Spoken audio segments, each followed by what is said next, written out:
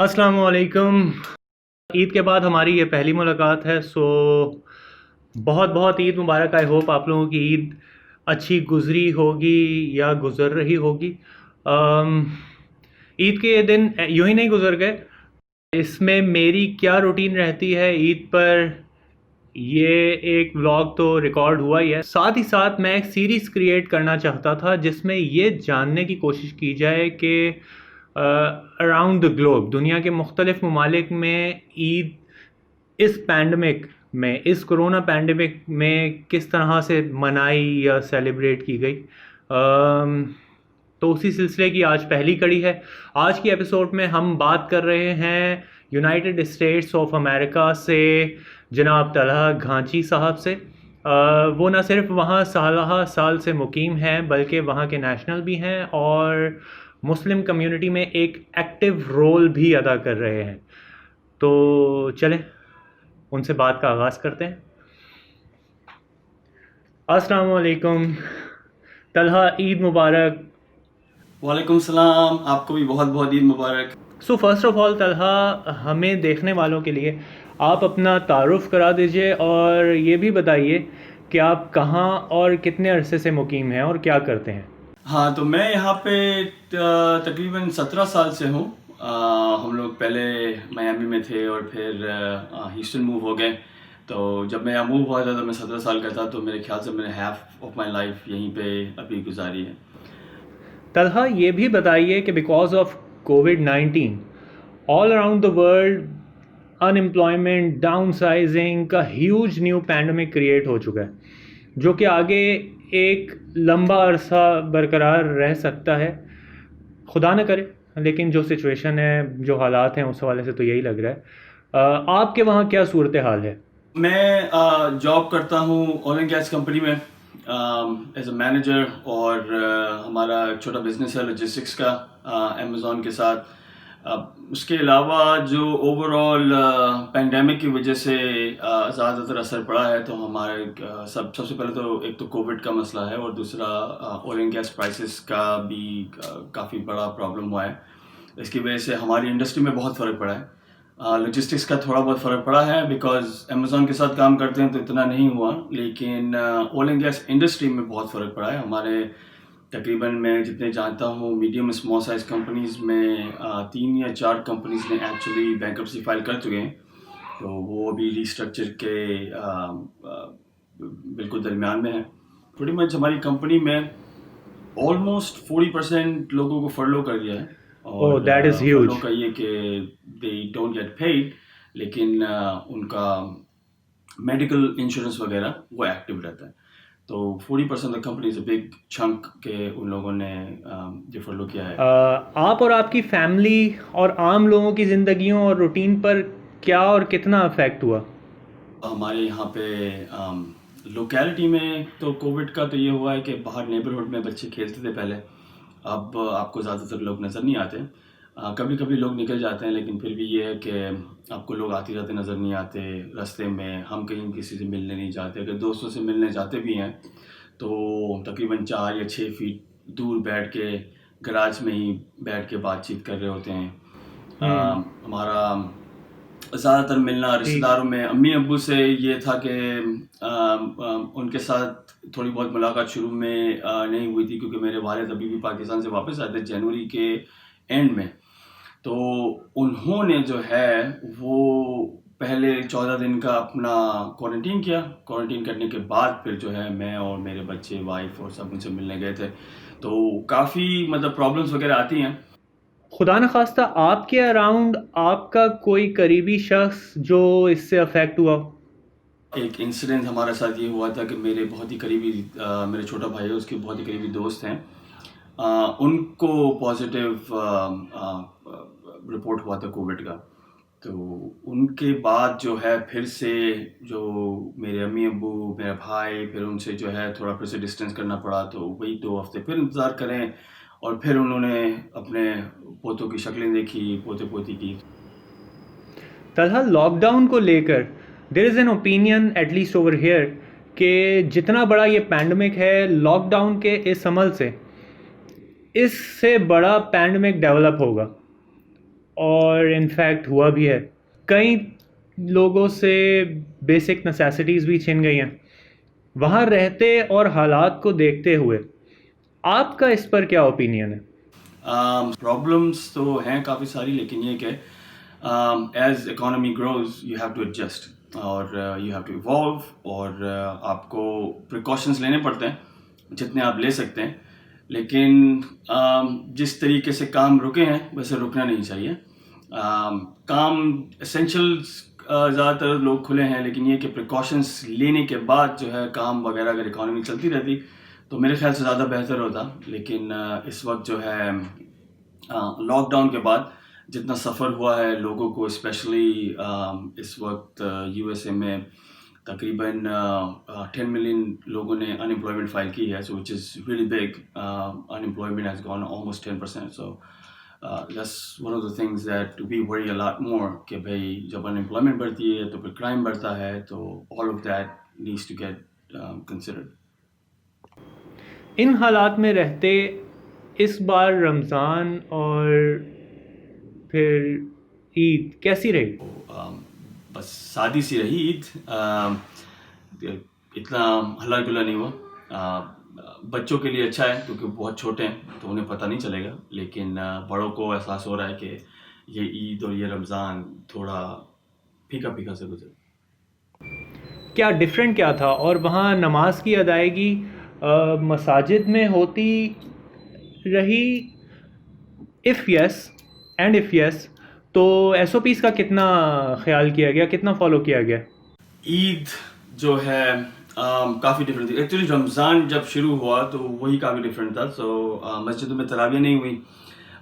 तरावियाँ काफ़ी लोग कह रहे थे कि थोड़ी मस्जिद खोल दें, सोशल डिस्टेंसिंग के साथ तरावियाँ कर लेंगे, लेकिन मेरे ख्याल से ज़्यादातर शुराओं ने जो डिसीजन लिया बहुत सही लिया कि रिलीजियस इस्टेब्लिशमेंट यहाँ पे आप मस्जिद, बिल्कुल बिल्कुल सही। चर्चेस वगैरह जो भी हैं, सब ही लोगों ने ऑलमोस्ट, स्पेशली हमारे स्टेट में टेक्सास में सभी ने pretty much शट डाउन कर दिया था, और कोई मस्जिद में आते जाते नहीं था। इमाम वगैरह जो थे काफ़ी वो एक्चुअली अजान देने के लिए सिर्फ मस्जिद खोलते थे, और फिर उनके अजान होने के बाद मेरे ख्याल से वो नमाज अदा करके वापस आ जाते थे, तो लोगों को आने की इजाज़त नहीं दी। फिर उसके बाद रमज़ान में ये हुआ, तरावियाँ घर पे ही हुई हैं। जॉब्स वगैरह ज़्यादातर लोगों की हैं। फॉर्चुनेटली हमारी जॉब में तो ये है कि मैं घर से भी काम कर सकता हूँ। सिर्फ लोगों को पता करना होता है, लेकिन जो एक्चुअली कंस्ट्रक्शन में और फील्ड में जो लोग हैं उनके लिए ज़्यादा प्रॉब्लम होती है, तो इंजीनियर्स वगैरह तो लेकिन ये कि रमज़ान के दौरान ऐसा लगा नहीं कि वो एक रोज़ा खुला और जल्दी जल्दी जाना है आपने तरावी पढ़ने, स्पेशली रमज़ान की दावतें होती हैं। लेकिन इस साल pretty much हमारी दावतें कुछ भी नहीं हुई। एक्चुअली हम लोगों ने इफ्तारी बना के जो है वो छोटे बॉक्सेस में दोस्तों के घरों में, रिश्तेदारों के घरों में एक्चुअली ड्रॉप ऑफ किया है। मैंने आपको बताया कि पेरेंट्स, जो मेरे वाइफ के पेरेंट्स हैं, मेरे पेरेंट्स हैं, तो उनके जो है क्वारंटीन के बाद हम उनसे मिले हैं, लेकिन pretty much सोशल डिस्टेंस की वजह से दोस्तों और किसी और जानने वालों से कोई फेस टू फेस मुलाकात इतनी ख़ास नहीं हुई। बहुत ही करीबी दोस्त हैं जिनसे हम लोग मिले हैं, तो मतलब ऐसे नहीं कि हाथ मिलाया जाए या गले मिला जाए। तो ईद में भी pretty much यही कॉन्सेप्ट लेके चले। मैंने नमाज अदा की मेरे अब्बू और भाई के साथ, तो हम तीने, मैंने जमात कराई और हम तीनों के साथ नमाज की। pretty much एक अजीब सा माहौल था। अगेन ईद की नमाज वाजिब है, फ़र्ज़ नहीं, तो फिर भी लेकिन ये कि एक मेरे भी बेटा बेटी हैं 5 साल का 3 साल का, तो उनको भी एक माहौल देना ज़रूरी था। बिल्कुल तो बिल्कुल सही। हम लोगों ने नमाज तो अदा की अपने घर के अंदर ही, मस्जिदों में नहीं गए। मस्जिदें खुली नहीं थी। मस्जिदें खुलने का जो है उन्होंने अपना वक्त कायम किया है, प्रॉब्ली नेक्स्ट मंथ इश या फिर इस महीने के एंड में। लेकिन ये कि फिर वो भी सोशल डिस्टेंसिंग और एक कोई प्रोसेस के थ्रू मस्जिद खोलेंगे, ऐसे ही नहीं खोलेंगे। ईद के मौके पर एक जो हमारा ट्रेडिशन है फैमिली और फ्रेंड्स गैदरिंग का, plans are still on for you people over there the same way जैसा कि था पहले, या फिर उसमें क्या चेंज आया इस बार? अब मिलने मिलाने के ये है कि अपने पेरेंट्स के घर जा सकते हैं हम लोग, वहाँ थोड़ा खाना वाना खाएंगे, लेकिन दोस्तों के ये है कि pretty much वर्चुअल मीटअप्स, और अगर दोस्तों के यहाँ गए भी तो बच्चे वगैरह जो हैं उनके लिए प्रॉब्लम ये होगी कि उनको रोक नहीं सकते, तो उनको फिर शायद ना ले जाएं हम लोग अगर दोस्तों के घर जाएंगे भी तो दूर से मिल के ईद मुबारक करके, हो सकता है कि प्रेजेंट वगैरह एक्सचेंज हों और फिर उसके बाद वापस अपने घर आ जाएं। यहाँ रहते आम आवाम को समझाना बहुत मुश्किल साबित हो रहा है, सभी नहीं, बट आई गेस मेजॉरिटी है जो इंडिविजुअली अपनी रिस्पॉन्सिबिलिटी को नहीं समझ रही। आप क्यों इतनी प्रिकॉशंस ले रहे हैं, ज़रा बताइए हमें देखने सुनने वालों को। हम लोग अपनी तरफ से प्रिकॉशन इसलिए ले रहे हैं क्योंकि अगर मैं इम्यून हुआ, एसिम्प्टोमेटिक हुआ, तो प्रॉब्लम ये है कि मेरी वजह से मेरे वाइफ के पेरेंट्स या मेरे पेरेंट्स को अगर उनको, क्योंकि उनसे मिलना जुलना हमारा अभी भी कायम है, तो अगर मेरी वजह से उनको कुछ हो गया तो that's gonna be a problem, और अगर हमारी वजह से बच्चों को कुछ हो गया तो that's gonna be a problem. तो हम लोग प्रिकॉशंस ले रहे हैं, सोशल डिस्टेंसिंग कर रहे हैं। बहुत ही करीबी लोग हैं, उनसे करना मुश्किल है, लेकिन ये कि अगर क्वारंटीन कर चुके हैं और घर में ही रह रहे हैं, कोई बाहर नहीं निकल रहा, तो उतना मुश्किल नहीं है। लेकिन कोशिश तो हमारी यही है कि लोगों से मिला जाए, लेकिन इस वक्त जितना भी मिलना जुलना है सिर्फ जूम मीटिंग्स में हो रहा है या फिर व्हाट्सएप के वीडियो चैट्स वगैरह में हो रहा है। तो तलहा साहब वहाँ रहते यहाँ किसी इंसिडेंट के होने पर मुस्लिम कम्युनिटी में क्या रिएक्शन होता है? आई मीन फॉर एग्जांपल अभी रिसेंट में ही प्लेन क्रैश का इंसिडेंट हुआ, वहाँ लोगों के क्या जज्बात और क्या ख्यालात हैं इसको लेकर? कराची में जो अभी हादसा हुआ है, बड़ी अनफॉर्चुनेट, अक्सर लोगों के अलग अलग ओपिनियन हैं। प्लेन क्रैशेस होते हैं pretty much comparatively statistics के हिसाब से, तो plane travel is safer than traveling in your car, because car accidents are a lot more abundant than plane travel। लेकिन लोग ज़्यादातर, काफ़ी ज़्यादा लोग प्लेन में भी ट्रैवल करते थे। कोविड की वजह से प्लेन ट्रैवल कम हुआ, लेकिन क्या कह सकते हैं कि वजूहत कुछ भी हों, लेकिन जिनके यहाँ ये हुआ है, और स्पेशली रमज़ान में, और जिनके घर बर्बाद हुए, पायलट, आई मीन इस just that like you can not express enough sorrow. यहाँ बैठे पाकिस्तानियों में हमें जितना हो सकता है उतना एक्सप्रेस करने की कोशिश करते हैं। तो यही है कि आई मीन जो हुआ रमज़ान के महीने में काफ़ी अफसोसनाक, आई थिंक मैं, मेरी फैमिली, मेरे दोस्त सभी जो हैं काफ़ी, you can not express enough sorrow. ठीक फरमाया आपने। सो तलहा, इस मौके पर आपसे बात करके अच्छा लगा।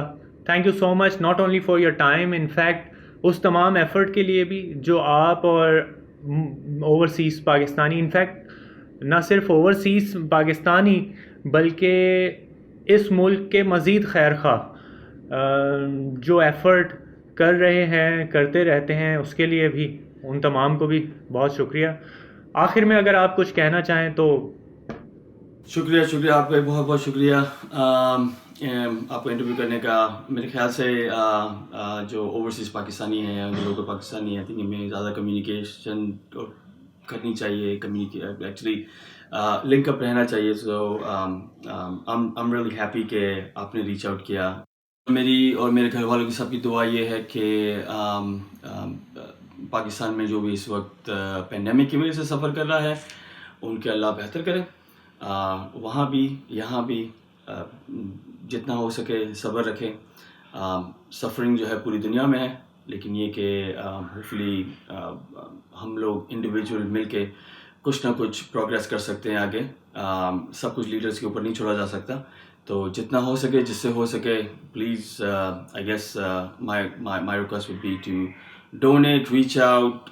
अगर कॉल भी मिलाई जाए किसी स्ट्रेसफुल इंसान को, क्या आपको पता हो कि भाई they've lost their job या they've lost somebody in the family because of this pandemic, I mean अगर सिर्फ एक कॉल मिला के बात भी की जाए तो वो भी इनफ होगा।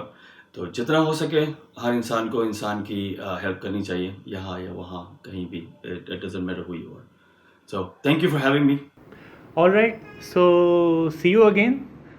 Thank you once again. Take care. Allah Hafiz. इंशाल्लाह. अल्लाह हाफ़िज़. जी, तो ये थे हमारे साथ यूनाइटेड स्टेट्स ऑफ अमेरिका से तलहा घांची. आई होप आपको आज का एपिसोड और ये पैटर्न न सिर्फ पसंद आए बल्कि इन्फॉर्मेटिव भी रहे. मज़ीद कुछ भी अगर आपका सवाल हो आप शामिल करना चाहें अगली एपिसोड में, जिसमें हमारे साथ इंशाअल्लाह ताला इंडोनेशिया से रिजवान कादिर मौजूद होंगे, जो ज़िंदगी का बड़ा हिस्सा पाकिस्तान में तो गुजार ही चुके हैं बल्कि अब वो साल से वहाँ शिफ्ट हैं. तो हम उनसे बात करेंगे, उनसे जानने की कोशिश करेंगे कि वहाँ पाकिस्तानियों और इंडोनेशियन मुस्लिम कम्युनिटी ने कैसे ईद मनाई, कैसे ईद का वक्त गुजारा. आपका कोई भी सवाल हो तो आप नीचे कमेंट्स में शेयर कर सकते हैं हमारे साथ और होपफुली वो नेक्स्ट एपिसोड में शामिल हो जाएगा. तो अब तक साथ रहने के लिए बहुत शुक्रिया. This is MNS signing off. Eid Mubarak.